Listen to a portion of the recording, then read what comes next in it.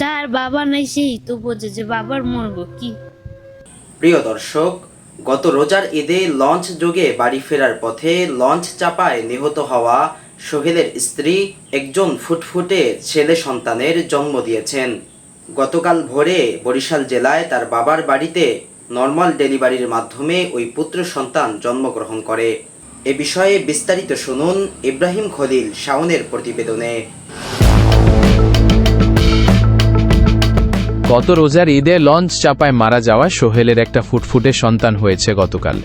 ঈদে বাড়ি যাওয়ার সময় সদরঘাটের লঞ্চের চাপায় 2 পা থেতলে গিয়েছিল সোহেলের। মৃত্যুর আগে এক দৃষ্টিতে নির্বাক হয়ে ফ্যালফ্যাল করে কতক্ষণ তাকিয়েছিল সে। হয়তো অনেক অভিযোগ ছিল, অভিমান ছিল, কিন্তু কার কাছে দিবে সে অভিযোগ?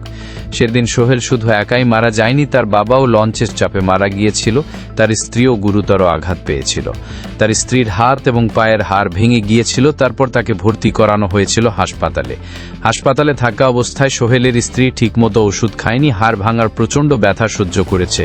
ইচ্ছে করেই খায়নি, কারণ ওষুধের সাইড ইফেক্টে পেটের বাচ্চাটা মারা যেতে পারে। নিজের হাড় ভাঙা ব্যথার যন্ত্রণা সহ্য করে সোহেলের স্ত্রী গতকাল একটা পুত্র সন্তানের জন্ম দিয়েছে। সোহেলের স্ত্রী হাসপাতালের বেডে বসেই কাঁদতে কাঁদতে বলছিল, আজকে আমার স্বামী থাকলে সবচেয়ে বেশি খুশি হতো, বাচ্চাটাকে সবার আগে কোলে নিত। বাচ্চাটাকে উনি দেখার সুযোগটাও পায় নাই, অথচ বাচ্চাটার নাম পর্যন্ত ঠিক করে রাখছিল। আমারে বলছিল, মেয়ে হলে আমার সোহেল নামের সাথে মিলাইয়া সোহা রাখমু, আর ছেলে হলে তোমার রোবা নামের সাথে মিলাইয়া রায়ান রাখমু। কিন্তু সোহেলের সেই ইচ্ছে আর পূরণ হয়নি। ঈদে বাড়ি ফেরার পথে অনাগত বাচ্চার জন্য কাপড় কিনেছিল, জুতো কিনেছিল, না জানি আরো কত কিছু কেনার স্বপ্ন ছিল। কিন্তু সেসব স্বপ্ন লঞ্চে জোরালো চাপ আর পানিতেই ডুবে গিয়েছিল।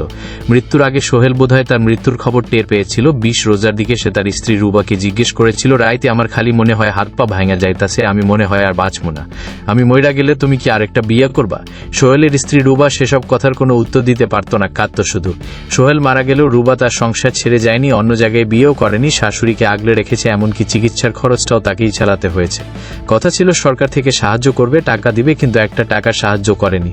এমনকি নৌ পরিবহন কর্তৃপক্ষ যে টাকা দেওয়ার কথা ছিল সেই টাকাও তাদের অফিসাররা খেয়ে ফেলেছে। টাকা আনতে গেলেই বলে কাল আসেন, পরশু আসেন। রুবার বাবা সামান্য দিনমজুর, মেয়ের চিকিৎসা করাতে গিয়ে লাখ লাখ টাকা ঋণ করেছেন, দাঁড়ে দাঁড়ে হাত পেতেছেন, আর আমাদের দেশের সরকারি অফিসাররা তাদের ন্যায্য টাকাটাই খেয়ে ফেলেছে।